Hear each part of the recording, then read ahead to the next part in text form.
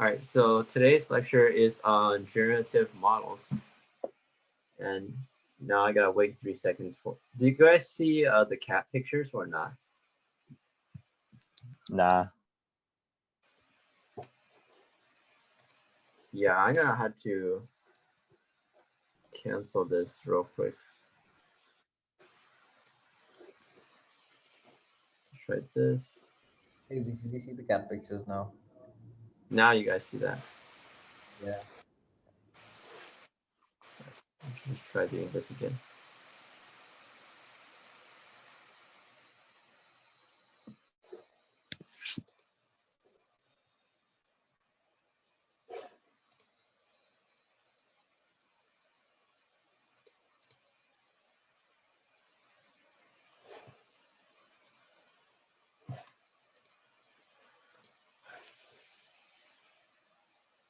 All right, sorry, there's something wrong with this Zoom. I'm gonna restart. Oh wait, I can share my screen if you want, and you can draw on it. I don't know.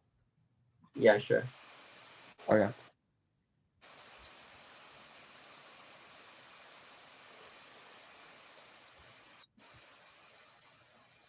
You see it? Yeah, I see it. Can you go to the first slide? Yep. Oh no, it's spoilers. Oh. All right. You see the title slide? All right, cool. So today's lecture is on generative models, and by generative models, we're talking about models where we can make images ourselves. Yeah. So by definition is, let's say we have a bunch of cat pictures, and they're really cute, and we want to make even more like really cute cat pictures. Well, how do we do that, right? And also, the problem is we don't just want to like regurgitate what we have seen before, which could happen with some of the models that we worked on before. But now we're trying to like generate something that's novel, something that is new or never seen before. So just diving straight into it, the model we're working with is called a generative adversarial network. And how it works is that we have two things, a generator and a discriminator. So the generator will take as input some noise vector. So it's just going to be like completely random noise. We're going to feed it into the generator, and it's going to try to predict that fake image.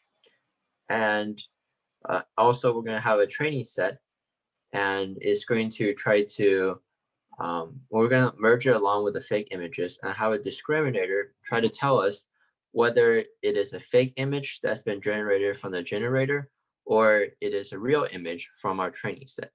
Now, why do we do like this really complicated architecture? Why couldn't we just like use a normal like convolutional neural network and try to generate images? Well, even with convolutional neural networks, we always still need to provide an input every single time. And that's why we had to provide the random noise to the generator. That way, when the generator takes in that random noise, it predicts an image that hopefully we have never seen before. That's not in the training set. I have a quick question. Is like I guess pop quiz is this like supervised? As in there's like output or like feature label pairs, or is this like unsupervised? So it's just like data. Yeah, that's a good question. Does anyone have like an answer? Cat is unsupervised. Yeah. So it's just unsupervised in the sense that you're only trying to learn the distribution of some data, like in this case images. You're not classifying or predicting anything. Exactly. Can you go to the next slide? All right, actually, I'm gonna try sharing my screen this time, and let's try to see if that works better. Oh, okay.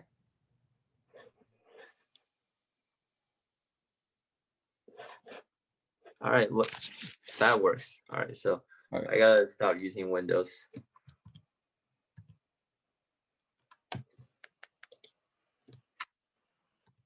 All right, so the main idea behind this is that we have that generator. It's like a forger.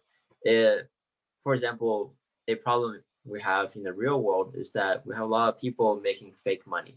So we can make a fake $20 bill, and then someone has to determine whether it is real or fake. So that's what the cop is for.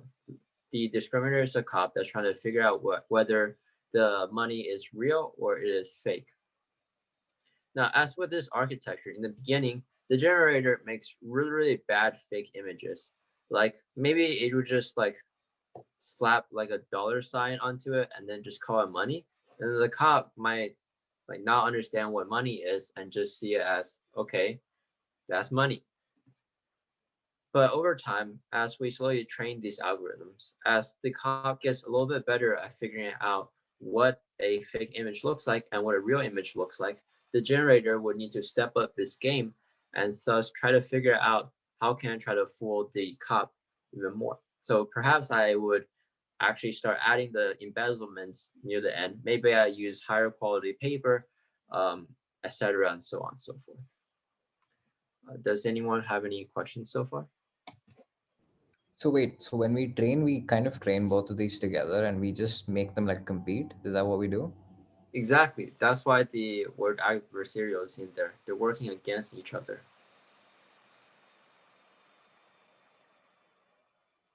Yeah, I think GANs were actually made by like a Berkeley professor. Correct me if I'm wrong. So a lot of good research happening at Berkeley. Wait, so quick question. The discriminator is it's pre-trained, right, on a data set? It is not pre-trained. We train it at the same time. So like the discriminator will try to classify the training set that's right here as being real, and then it will try to classify the fake images as being fake. So that's what the discriminator is learning.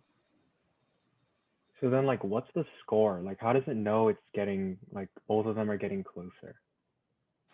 Yeah, as in the discriminator would output 0 or 1. So it's a binary classifier. So it try to classify the images it sees from the training set as 0 or real. Sorry, it's going to try to classify the training set as 1, which is real, and it's going to try to classify the fake images as 0 or fake.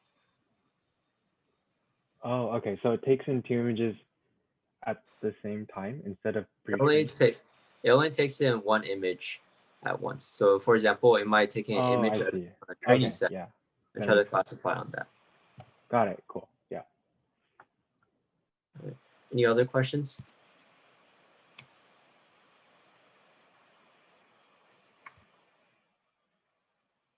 All right.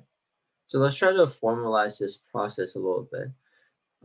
Here we have the loss being, so for example, we might use like mean square error, for example, and it would try to say, okay, F is the discriminator, G is the generator. So we're going to take F of a real image, and we're going to try to predict 1 on there. And then we're going to take a fake image, and we're going to try to predict 0. Does that make sense for just the discriminator?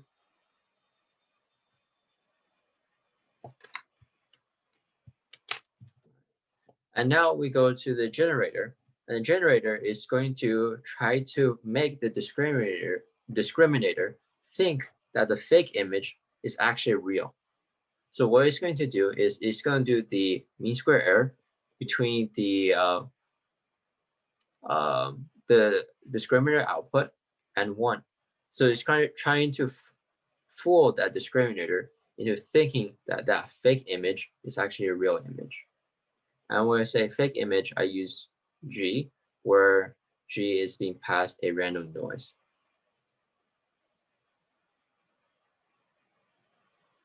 Does anyone have any questions? Wait, yeah, actually, wait, can you clarify once again where the real images get like put it into this pipeline? Yeah, of course. So this is the real images. So what we normally do is we would just grab a batch of real images and then have the discriminator try to classify all of them as real or 1. And then we generate a bunch of fake images, and then we give it to the discriminator, and the discriminator should predict all of them as 0 or fake. Okay. Wait, isn't that like pre-training it then, or like is it because it's not considered pre-training because you're doing it in batches? Is that why? It's not considered pre-training because we don't train the model ahead of time and then use it later. We train both of them at the exact same time. So it does Okay, it all right. like a batch of real, a batch of fake, then a batch of real, then a batch of fake. Oh, all right, cool. Yeah, that makes sense. Thanks. Yeah. For the loss for the generator, could we do f real 0 instead of f fake 1? Sorry, could you repeat that?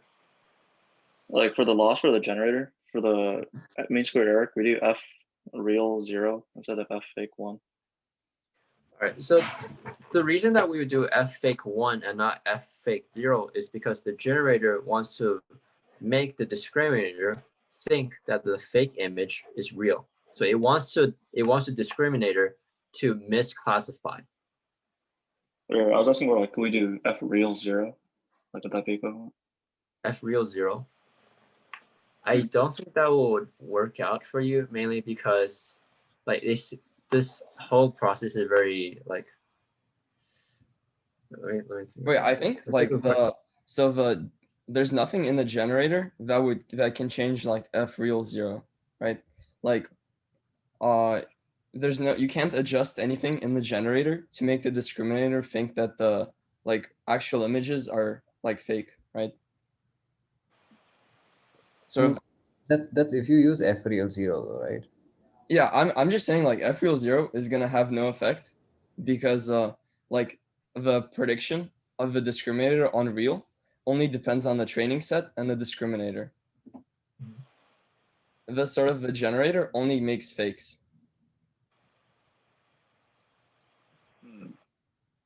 Yeah, I think that's the right answer to that. It's just because when we're trying to calculate this loss right here on the left, we update the generator. So we will back propagate from here all the way to the generator, and we want to be able to update the generator because whereas if we were to just do MSE of f of real, then we would back propagate from the discriminator onto the training set. So there's nothing that's going to be able to update the generator. We want to be able to back propagate loss onto the generator and not onto the training set because there's no model there. Okay.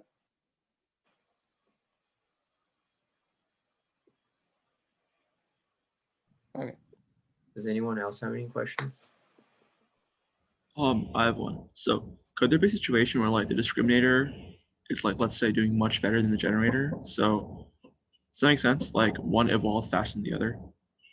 Yeah, in fact, we'll go into some of the models that try to account for this. And you're very correct that this is a very real problem.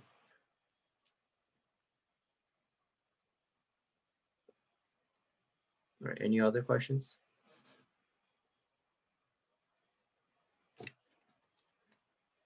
Next slide. So before we're using mean square error, but it turns out like mean square error isn't really the best option for this task. We're going to use cross entropy instead. And we define the cross entropy as the negative log of our real subtracted by the log of 1 minus fake. So we're trying to minimize this loss right here. You can see that if we, for f of real, if we predict correctly that it is a real image, so it should output 1, we get negative log of 1, which is 0. Whereas if we predict f of real as like 0.2, or for example, then we get this as a positive value. So you can see that this is still doing the exact same thing as before, where we're trying to force the prediction for the real to be 1, and then the fake to be 0. And here for the generator, we're doing the same thing again. By pushing the discriminator output of the fake image to be 1, we get this to be 0. Whereas if it's predicting correctly that the fake images are fake, then maybe this is like 0.1, for example, and your loss is going to be positive. So all we're doing here is just replacing the loss with cross entropy. And pretty much no one uses mean square error. But I just wanted to like use it here to denote that like we want to predict the real images as 1 and fake as 0, whereas generator is trying to work against that goal.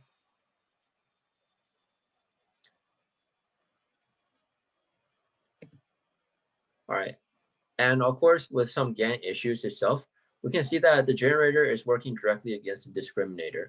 And oftentimes, because of this competing architecture, the two will clash and we get some really, really weird problems, such as, well, we have unstable training. Like maybe your generator loss will bounce around a lot and so will your discriminator loss. Just because sometimes the generator will get its leg up over the discriminator, but then the discriminator gets better, and then generator has to figure out how to like make it even better. Okay. So we have very unstable training. Another problem is that the discriminator will learn like way too quickly. The discriminator has a much easier task. All you need to do is predict whether it is real or fake, whereas the generator has to actually make the image itself, which is a much, much harder task. So if the discriminator learns way too quickly, then the generator will lag behind way too much. That'll be like a cop that's like way too OP, and then a forger that's like just starting off. And lastly, we have the problem of mode collapse. And what mode collapse is like a collapse of diversity. And we'll talk about that in the next slides. All right, and our first problem, the discriminator learns way too quickly.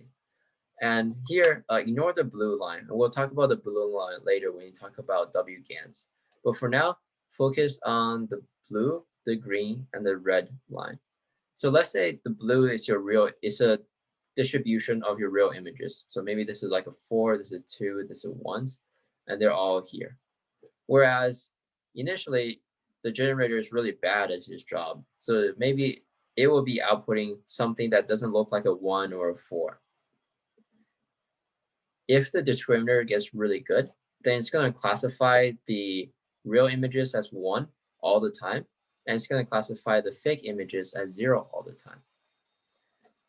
And the problem with this is that because we're using cross entropy loss, no amount of gradients are being passed into the generator now.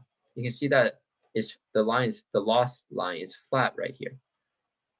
And thus the no amount of gradients will go into the generator, and the generator won't be able to learn to push itself towards the real images.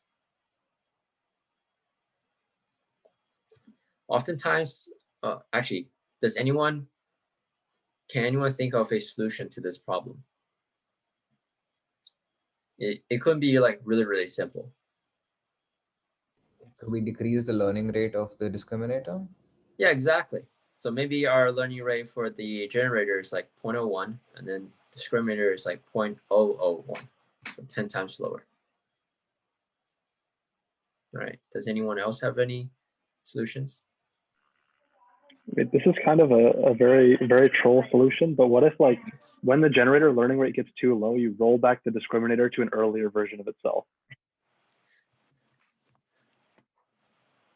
I have never seen anyone doing something like that, but I guess an approach that's similar to that is to use like a mean of your model. So for example, for your discriminator, maybe you do like every update, you like keep track of like what the discriminator looks like through time, and then just do a mean of it. So this can like slow down the discriminator a little bit.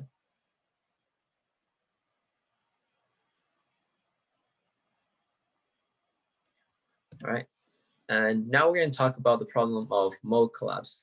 So neural networks are just super lazy creatures. It's very unfortunate, but it's true. So let's say we have a target that's right here, and we wanted to output something that looks like 8 dots in a circle. So what we want to do, so the top row shows what we want to see.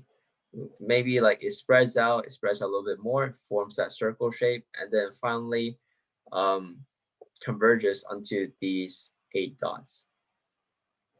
But what do we actually see? We see the generator do a dot in the center, just like normal. it goes to the right, and then it goes to the top left, which corresponds to this top left dot. Now the discriminator is going to be like, wait a second, if all you output the top left, if the only thing you do is to output values in the top left, then I'm just going to flag it and say, if I see anything in the top left, it has to be a fake image. So the generator does like, okay, you want to do that? Well, I'll move over to the next point. Then this discriminator is going to be like, okay, I caught up to you now. And the generator is going to be like, no, you didn't. And now I'm on the far right now. And then the discriminator is going to be like, all right, but I've caught you. And then generator is just going to keep moving to the next point over and over and over again. And this problem is called mode collapse, where all the outputs look the same and we lose a lot of diversity. Even with more complicated data sets, for example, like people's faces, we will see this problem where like some poor person's like face gets repeated like 60 times. And that's just because like it's just a lot easier to do this than to do this. And we'll look at, and also this comes from the derivation of GANs, which I'm not really going to go into, but you certainly can. There's a class called Unsupervised Learning by Peter Abiel, Unsupervised Learning, CS 294, and it's really good for this. So if you want to learn more. Yeah, does anyone have any questions about these two issues?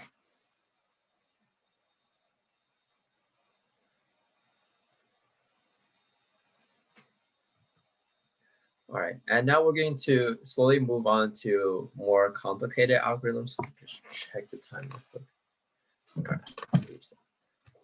So the first thing that some people have tried is, well, why the hell are we using cross entropy, right? Why don't we try using something else? So we use a new loss function called the earth mover distance. And you can think of this metric as, if I have a clump of dirt or like a clump of blocks, and then I want to move it to another position in a different configuration, how many movements do I need to do to move it over? So you can see that if your clump of dirt and where you want to put it is very far apart, then the distance is going to be high. Whereas if the two of them are like very close together, then the distance is low. So all the earth mover distance is like how far do I need to move dirt? That's why it's called the earth mover distance. Turns out actually the earth mover distance is intractable. It requires an integral that we aren't able to compute over the entire distribution of images, which we can't do because it's both way too much calculation and it will probably overfit. So we do a quick approximation using this formula, where we have to force the discriminator, so that's f, to be Lipschitz continuous. And all Lipschitz continuous is that like it has to be like maintain some sort of consistency as it moves along, as it updates every single time. The math is a little bit more complicated, so if you really want to learn more, then the other class I recommended talks about it. But essentially what we're going to do is we're going to change the critic outputs so that instead it's 1 for real and -1 for the fake images. So you can see now, okay, so this is our predictions for our real, predictions for our fake. And if we have a perfect critic, it's going to output 1 right here, and it's going to output -1 right here, gaining it the highest score of 2. Whereas if it's doing it like really poorly, then it's going to have a lot less value than that. And Lipschitz continuous is like this very, very complicated math. And it turns out all the authors do is they cheat a little bit and they maintain this continuity by clamping the critic weights between -0.01 and 0.01. It's like really dumb, but it works. Wait, so what's the difference between like Earth mover distance and like say like Euclidean distance? So Euclidean distance is measuring the, I believe it's the square of the values and then doing a square root over all of them. This one is just measuring it directly. Like if I need to move over here by some direct amount, then how I would go around doing that. The Earth mover distance is just a little bit more complicated. I don't know how to best explain this without going into like a ton of math. Yeah, Sorry. Yeah. I'm lost. Yeah. So WGAN, I don't get what the Earth mover distance has to do with us creating fake images. yeah, exactly. Okay. So previously, okay, we're trying to fix a problem where we don't have any gradients because you can see that we can see this red line, this discriminator line is so perfect. The discriminator is so good that we don't get any gradients to push it towards the real images. And using the Earth mover distance, it turns out that your gradient, your discriminator line is going to look like this. So you're actually going to get some amount of gradients that's going to push you towards the real images. So that's why we use the Earth mover distance. So what the Earth mover distance is that it's measuring kind of like, you can think of it kind of like mean square error in this case, where it's trying to force the predictions for the real to be close to 1 and the fakes to be -1. All right, cool. Yeah.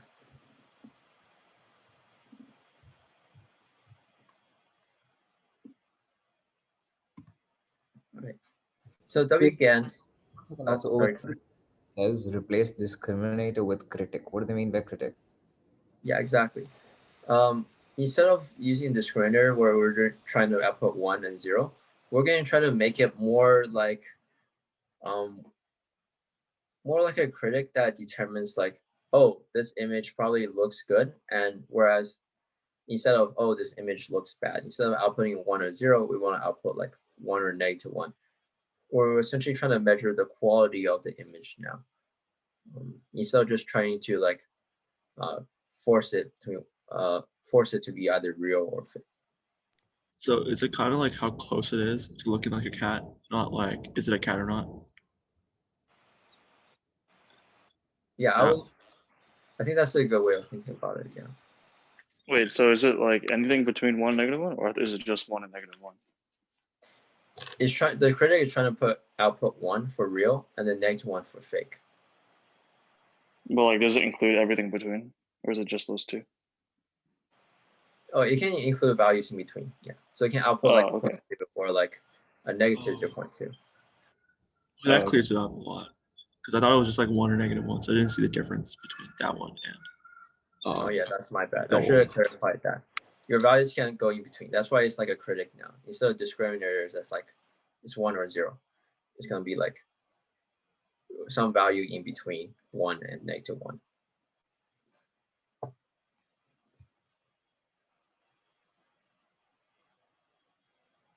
All right.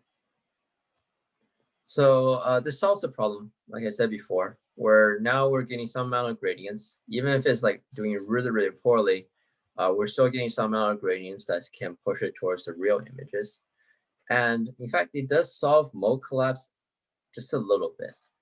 We're like taking the right steps towards that direction, but we aren't quite there yet. So there's a lot of different ways that we try to improve GANs. Let me try to stop share real quick and let's try to share a whiteboard. All right, so we have the generator and we have the discriminator. So this is your standard GAN. We're not going to go back to WGAN for now. We have some like noise going to the generator. It's going to try to output a good image, or let's say like a 5.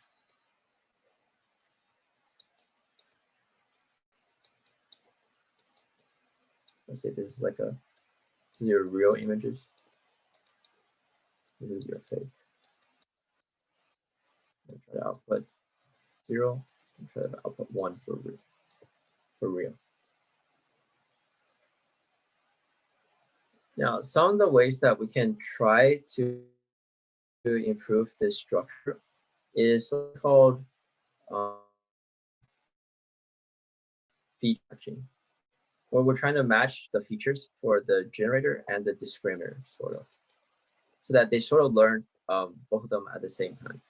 Another way is like what I talked about before, where we would do it like an average. So we would do something like, this is what G looks like as step 1. This is what G looks like after we train it for like 100 iterations. This is what G looks like when we train it over 400 iterations, and so on and so forth. And we do like an average of the weights. Now, the reason that we want to do, and we'll do the same thing for the discriminator. The reason why we want to do like an average is that we don't want the values to bounce around a lot. So you can think of this as like damping, where like before maybe our laws would like bounce around a little bit and finally converge. We wanted to like slow down and approach it.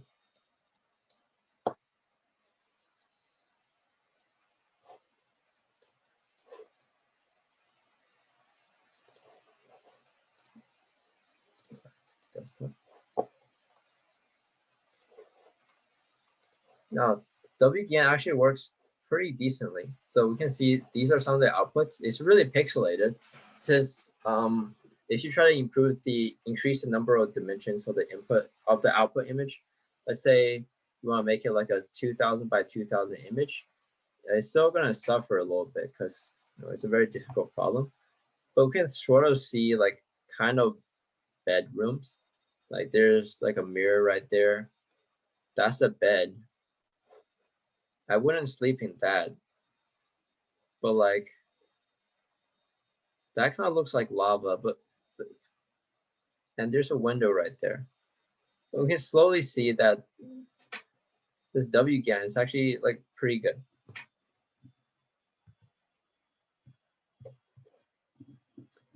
And we also measure how good it is. Like maybe initially it's like random noise, and over time, it's getting a higher and higher quality image.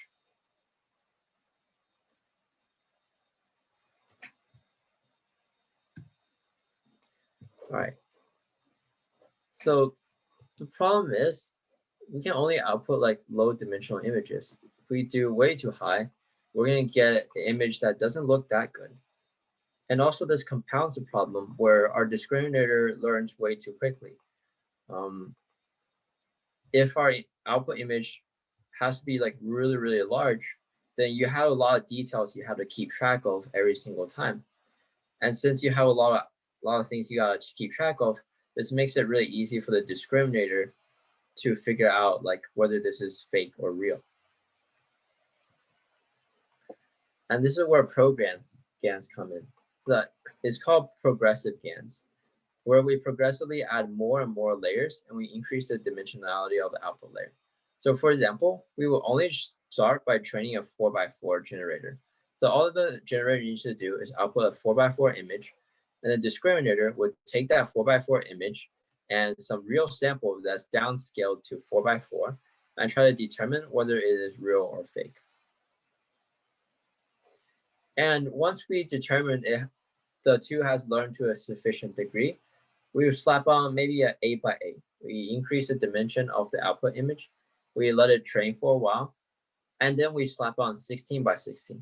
And then finally, we get to 1024 by a 1024 image.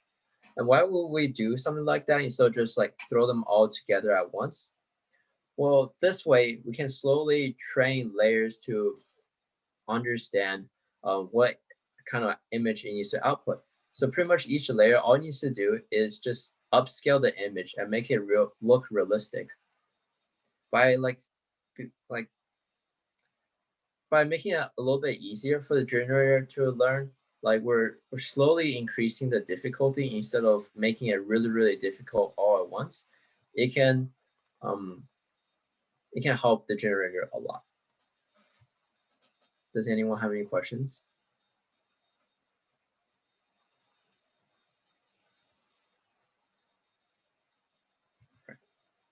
And with programs, we can see that we get a lot of images that look a lot better as opposed to WGANs. That's actually a horse. Yeah. Now we're going to talk about style GANs. And how style GANs work is that we still have that thing where we're doing a 4x4 image. This 512 thing is like the batch size, so you don't really need to worry about that. So this is 4x4 goes onto an 8x8, 16x16, and so on and so forth. Well, we see the additional two things. First of all, instead of putting noise at the input layer, so you can see that we use some amount of noise when we pass it into the generator. We pass in the noise at each layer now. And also we're going to fix the input to a constant, like maybe all ones or all zeros, for example. The purpose of adding noise at each layer is that we can allow finer control over the image. So if we change the 4x4 input a lot, then we can change the output image by a lot. But if we were to add noise at the higher level, such as the 1024 by 1024, then our image is going to look very similar, but have very, very small changes. Does everyone see that? It's mainly because like if you add noise to the 4x4 and we go down the layers, it's going to, like that noise is going to compound over time. Whereas if you only add it at the later layers, it's a very, very small change. I have a question. Yeah. How is the noise different from the latent vector? The latent vector. All right, so the latent vector here controls for a number of things, and I'll talk about how it works here. But for now, just the noise is just randomizing some aspects of the network.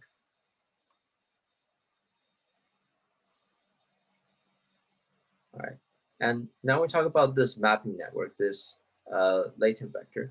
Before we could treat, where is it? We could treat our random vector as our latent vector that we're passing to the generator. Well, now we're separated, where we have this noise. All it does is correct for the coarse or fine parts of the model. Well, we also have this latent vector, and we're passing it through a mapping network that can choose what kind of style we want to see in the image. So this latent vector actually controls for hairstyle. It can control for things such as someone's race, what their hair color is going to be, what their hair length is going to be. So with this mapping network, we can control those things a lot better than something like ProGANs, where you're just inputting a random vector every single time.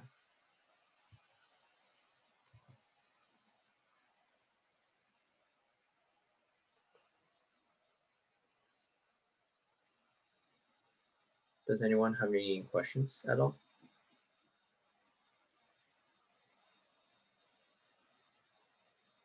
Yeah, what is the ADA in layer? Okay. Oh yeah, so all the ADA in layer is that it takes in that style and incorporates it. It does like a sum between your value that's being passed in and the style, plus some constant. So for example, let me just pull up the whiteboard real quick.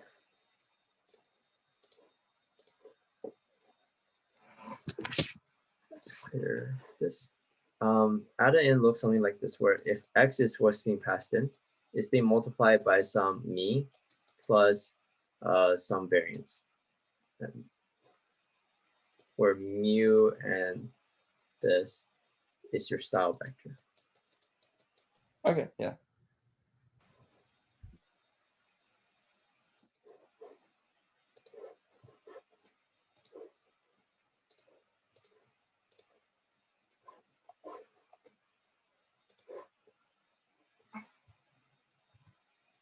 All right. And style again, I showed this image before, but you can see that it looks really, really good. And in fact, one consequence of training this is that we can combine different styles together. So for example, we can combine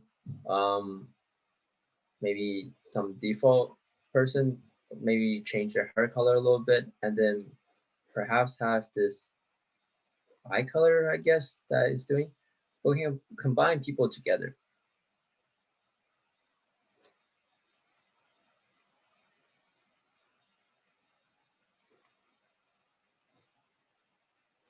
Does anyone have any questions? And so all of this does is changing the latent vector. Yeah, all it's doing is just changing the style vector. So maybe like these style vectors will come from like one person, and this style vector will come from a second person.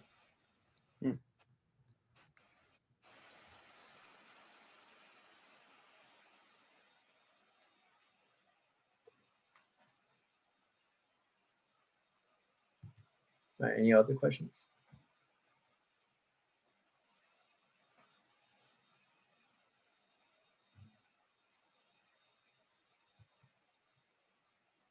All right, and you can see here it is controlling for things such as eyeglasses, expression, age, and so on and so forth.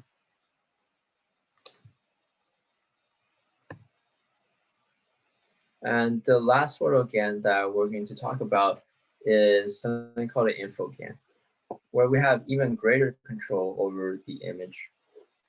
And so here we have your default GAN architecture, where we're taking in some noise, the generator is making some fake, passing in real, determine whether it's fake or not.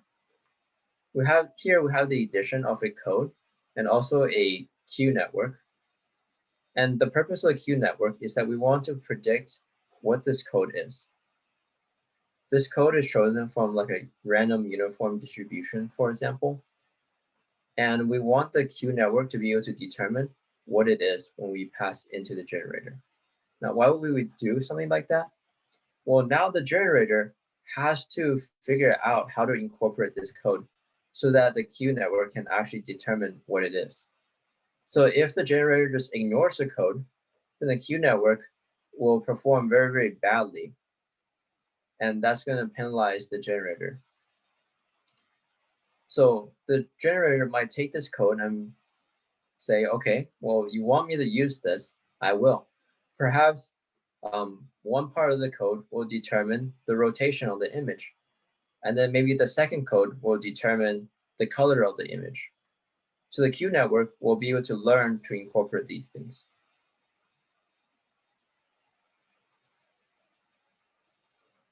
Yeah.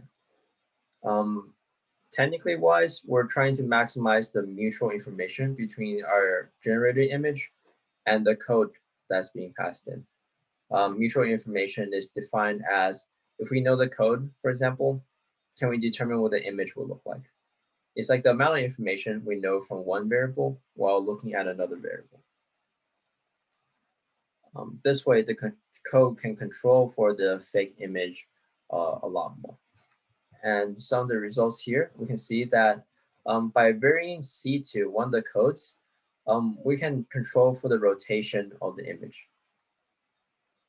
And by varying C3, we can control for the width of the image. This one is like really skinny, and this one's really fat. Does anyone have any questions about infogans?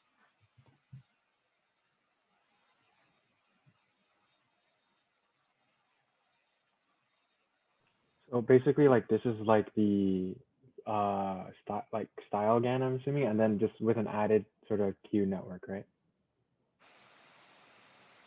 This is independent of like style GANs. Oh, okay. So like okay, cool.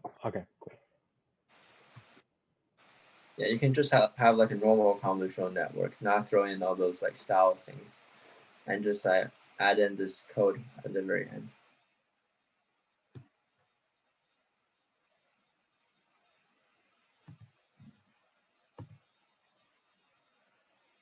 All right. For the notebook, we're gonna try. We're gonna work on morphing like the gender, and age of people using style again. So like you were saying before, we have this sort of style vector that dictates a lot of like really like interesting features in like human images like age, race, gender. And pretty much we're gonna work on taking an image and then changing someone's like characteristics by changing the latent vector that encoded for them. So doing this is a little more like involved than just sort of plugging it in. It turns out you actually have to sort of first finding the latent vector that corresponds to an image of a person is pretty hard. Like you can't just sort of there's no inverse function to give you a latent vector given like an output.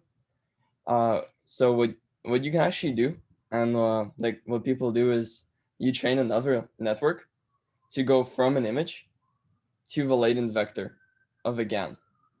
And in the notebook, we'll see like there's a part where we're gonna import like an encoder network that goes like that takes in one of these images and gives you the latent vector that like tries to approximate how someone looks, and then we're gonna actually like we're gonna run gradient descent on the latent vector to try to like get an even better like estimate for that latent vector like for a certain output image. And then once we do have this, sorry, did you have a question? Oh, I don't know. Someone's mic turned on. Okay. Then once we have this latent vector that like is gonna resemble like Yi or Sahai, we're gonna find there's preloaded like vectors that represent like a direction of age or direction of gender in the data that we're gonna load in, and we're gonna take like a small step in that direction, and then generate an image using style again, and take another step and generate another image, and like we'll be able to make this sort of GIF of like a lot of different of like slowly morphing a face from like baby to like old Yi. And you'll see there's like some interesting features that also end up being encoded, like the glasses for an old like Yi's glasses sort of get bigger. Oh, baby doesn't have glasses, but as Yi gets older, his glasses get bigger, and the sort of frame changes, and it's sort of a byproduct of old people also having glasses. I feel like well, I think when you're encoding for age, you can't like it doesn't become independent of other features. So as you're increasing like his age, his glasses also like get bigger. All right, I'll If I aged like that, I'll be quite happy. yeah, so I'll send up the link. There's 2 notebooks to do this, but there's no code. You just have to sort of step through and follow the instructions on like loading your own image and like sort of and downloading and copy pasting some stuff around. So I'll send out the link for that. Also, you should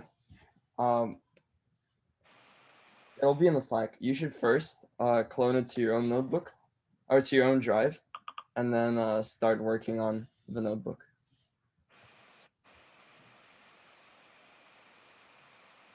So yeah, open up the first link and clone that to your drive, and then once you're done with the first link, you can open up the second one. And there's some stuff you'll need to download and upload in between. I'll also make breakout rooms now.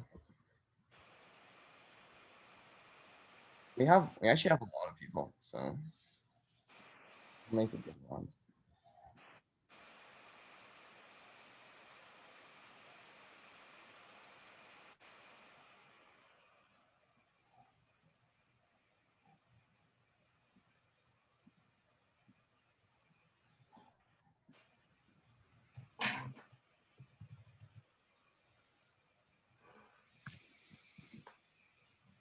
Okay, you should get the invite for the breakout room.